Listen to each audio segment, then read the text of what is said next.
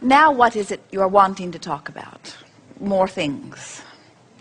Right here and then here. Yes. Thank you very much for calling on me.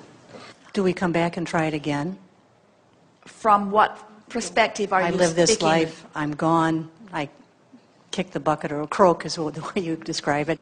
I do believe that you come back again and again and again. Because I think that, for example, and I wanted to ask you this, is that you've chosen to channel through Esther because you don't have a physical body that can smell and touch and feel and experience the physical. So your avenue through to this physical world is through Esther. Again, another flawed premise, so let us see if we can clean this up a little bit. That's why I'm here. It isn't that we need Esther to channel through. It's that we are source energy of which she is a part.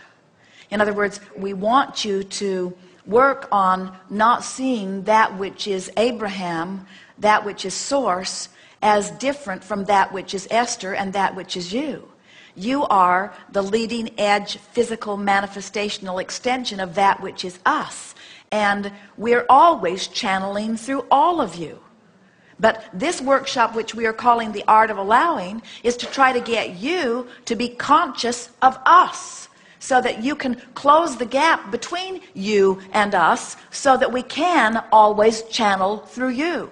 So we can be one. But we are one with you whether you are one with us or not. In other words, we're having that leading edge experience through you. It's only you who are depriving yourselves of the joy of us. We've always got the joy of us. Then does any of the Abraham vibrations then ever choose to come into physical and leave the Abraham group? Again, another flawed premise that you are beginning with. We're having fun with you. That's fun. We like these questions very much. Well, your question implies that it's either physical or non-physical, that it's either you or us, that it's either dead or alive, when what we are trying to help you to understand is that it's always non-physical energy and sometimes focused in a particular physical body. So we could not be more physical than we are through you. We could not be more physical than we are through Esther. That would be like saying the electricity comes through the walls and makes the toaster work. And Abraham, will the electricity all just come and be a toaster? And we say, well, if it did, then what would make the toaster toast? In other words, there's always the current or the energy that has the leading edge extension. And so we are the non-physical energy that comes all the way to the leading edge. We understand the confusion. As we first began visiting through Esther with those like you, we realized that most of you had a sense of the non-physical, but you really had no clue that you are worthy extensions of non-physical energy on the leading edge of thought. So we've been offering a variety of words to help you to begin to accept who you really are.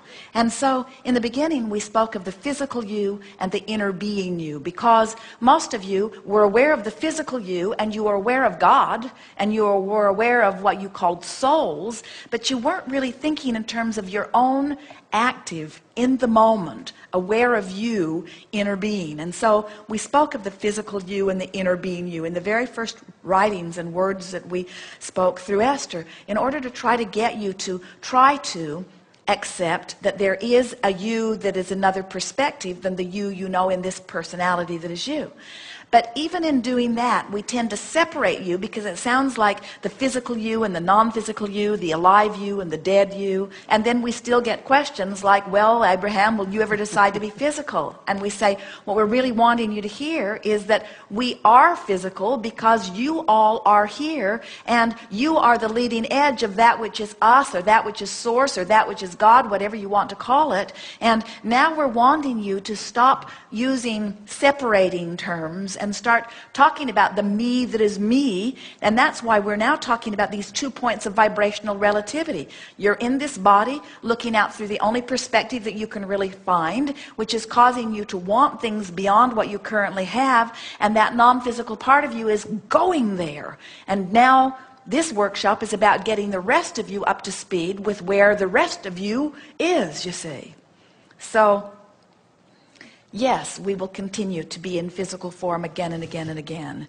But like the electricity that powers a toaster, non-physical will never all come and only be physical. And now, as you grasp that concept, now we want the toaster to be one with the energy. In other words, we want there to be no separation between where the energy or electricity ends and where the toaster begins. Sounds like a perfume commercial, doesn't it? We want you to be the extensions of that non-physical energy that is really you. And in your very wonderful words, stop splitting hairs about what part of me is having this experience.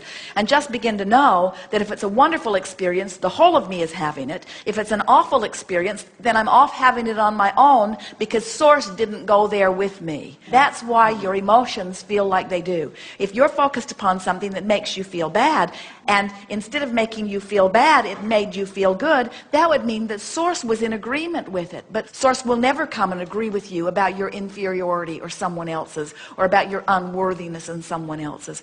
Source will always hold to the leading edge standard that you have caused Source to become. Mm-hmm.